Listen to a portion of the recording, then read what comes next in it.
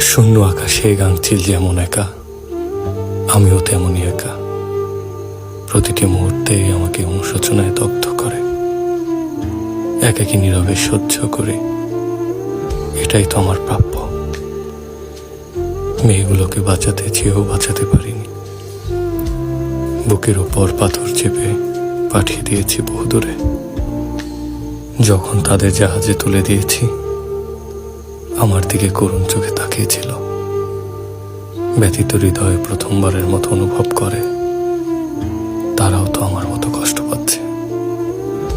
কিন্তু তখন আর আমার সামর্থ্য ছিল না। আমার জীবনের বসন্তকাল তুমি, তোমার অসহ্য আলিঙ্গন আমার সহ্যের বাইরে ছিল।